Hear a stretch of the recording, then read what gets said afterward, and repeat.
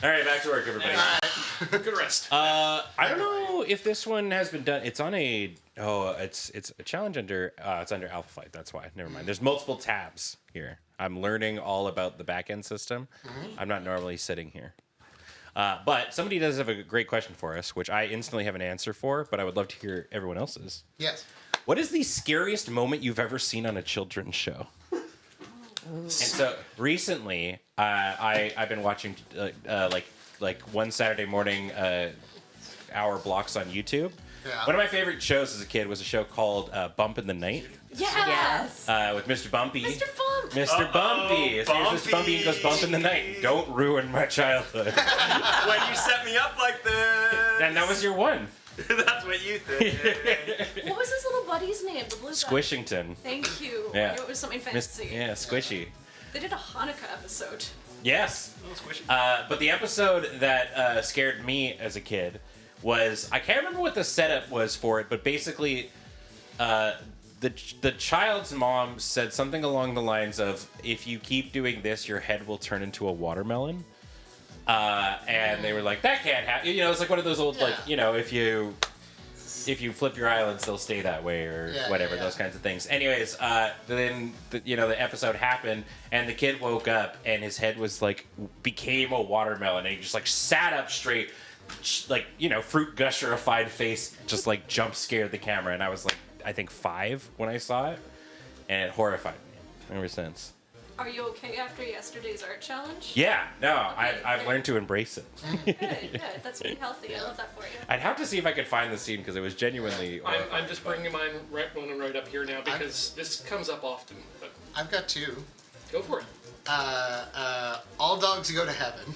Yeah. Oh yeah. Yeah. When they go to hell? Yeah. Yes. That one was in my brain for a long time as a child. And then there was a second one that was something that I could never identify, I think, until I described it here a few years ago and chat was able to find it for me. It was some 1980s movie involving monsters and a plunger gun and something. I don't know. I'll have to go find it on the VST. But it was one of those, like, this terrified me as a child. I had no idea what it was. I described it at Desert Bus, and somebody in chat had it, like, in 30 seconds. And I was just like, Oh, I got one. what do you got? I think it was called The Peanut Butter Kid. Oh, yeah. Where there were this kid who had a magical peanut butter solution applied to his bald head and suddenly started growing hair uncontrollably, and then he was kidnapped and held in some sort of warehouse so that an evil corporation could make and sell paintbrushes made from his hair. And it is called the peanut butter solution. The peanut butter solution. Yes. Thank you. Holy moly, I know about that. That was weird at the bus. I also have 2. I have Tim Curry playing the organ in The Beauty and the Beast. Yeah! Scared the bus out of me as a That kid. was so good, though! And I also watched The Hills Have Eyes at like 5. Oh, Oh. that's not a children. That one, yeah. It is when you have unfettered internet access and a TV in your bedroom. Oh, God. At 5? Yeah, I watched that on my Disney Princess built-in VHS television. Wow. I The love deep everything. lore. I'm going to contribute this one from Offspring, The 5,000 Fingers of Dr. T, which is a children's movie from like the 1960s or 1970s, which I believe was written in part by Dr. Seuss. And is incredibly surreal. Incredibly surreal. 1953, apparently.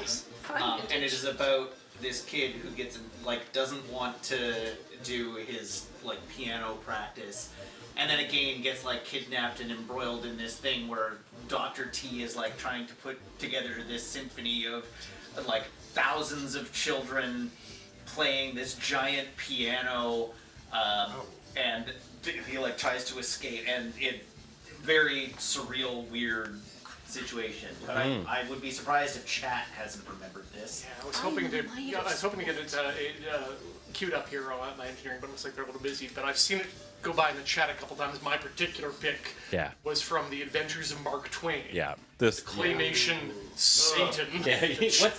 What's your name? I'm an angel. What's your name? Satan. Oh no. Yeah, and then you watch them like create life from like the grass, and then just smash it. Yeah, and just start horrifying. That almost made me a Christian. Kelly's got one. I got better for us as well. Me too.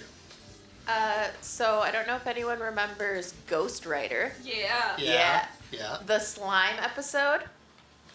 The one where it was the bubble gum that had gone, like, they made the bubble gum too hot or whatever, and it became this, like, purple mutated thing. And, like, there was one part where a kid got stuck to the back of the door, and, like, because they couldn't find him and stuff, and it was just, like, the door closes, and there's the kid having been, like, it was terrifying. And then, yeah, my parents thinking that Independence Day was a good kids movie when it came out. I loved Independence Day. That was a good one. Actually, this wasn't a TV show, but this is something that traumatized me for years as a kid. When my grandparents had a basement, because Alberta, we have stable seismic stuff. In the basement, there was, at the end of a hallway, they put up a poster. And of course, it being a basement, there's nothing lit until you get to the bottom and you can hit the lights. Right. Of course. So you get to the bottom of the stairs, and at the end of this dark hallway is this poster of this weird, creepy, evil-looking green goblin with a staff and these ears that go out to here. And he's just staring directly, and I never wanted to go to the basement to pick up, even, that's where the ice cream was, and I had to go down to get the ice cream, but I had to deal with this goblin. 4 years later, when I was about 8, I want to say, I watched Star Wars The Empire Strikes Back for the first time and discovered that this was a kind, young, creepy goblin named Yoda who had scared the bus out of me for 8 years of my life. Wow. Not so good looking for you, am I now? Mess pants, you will. Hold it in, you cannot. Terrifying. Well, there we go. I think that answers nicely. Unless anyone else got one.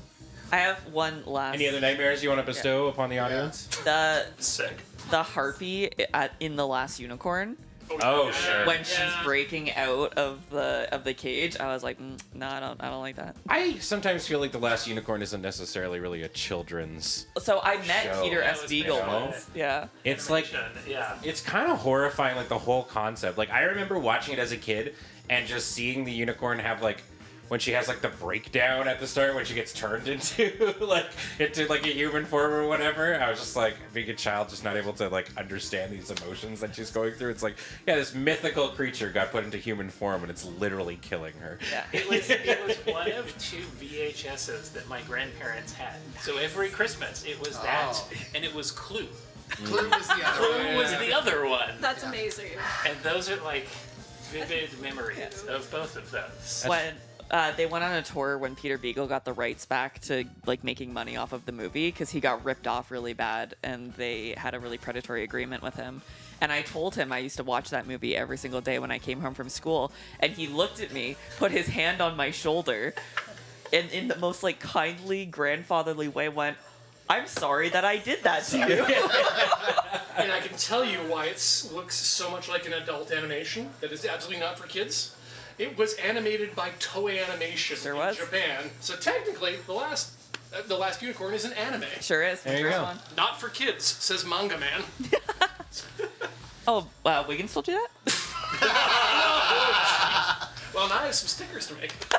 Mine is a not surprising one for many people, but Courage the Cowardly Dog was yeah. a largely not super scary show, just like a few weird moments there. But the man in gauze, or what the Return the Slab guy was genuinely frightening. I could not watch that show for a long time because it's like, here's all this normal animated things, and then there's a horrifying 3D animation that looks different from everything else, just like Return the Slab, but like ghostly and spooky and awful. And I could not watch that show for a long time. It's worth noting that prior to doing what I do now, I couldn't do any form of horror.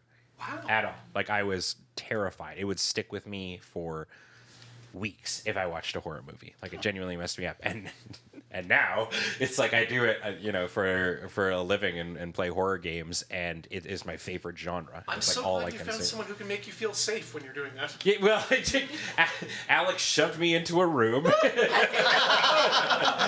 I was talking about the gentle embrace of Adam. Oh, sure. Yeah, I mean, Protect. Well, yeah. I will say there have been several times since we've moved into this moon base where because Adam and I are playing games at like 7 o'clock at night, and we're the only people here, and it's quite dark and stuff like that. People really do love to be coming in and turning off all the lights and running down the hall and making ghost noises while we're playing. It's clipped somewhere, but like. It was the first time I think James did it, where it's like turned off the lights, made like a groaning noise, and bolted down the hallway. And we're like, "What the hell is that?" And Adam's like ready to like stance up and defend. And the first thing I do is grab a bowl of pretzels on the desk and like cover them. And I'm like, Did you assault him to death? yeah, I just had to like protect the snacks or something like that. A Yeah. person moaning and then demon running down the pretzels. hallway to the bathroom. That's just someone with IBS in his office. That could be anyone. It could be. Actually, you know what? If Yes, it's a vampire, that was actually a great plan, because if you dumped the bowl of pretzels on the floor outside the door, they would be compelled to stop and count them. Yes. Oh, I mean, I could just And make the like the salt salt there line.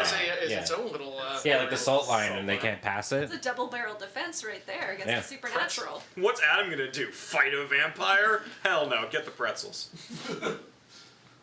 I don't know. I don't know who would win in that fight. My money's on Savadan. That's fair. Yeah. He's never been in a fight before.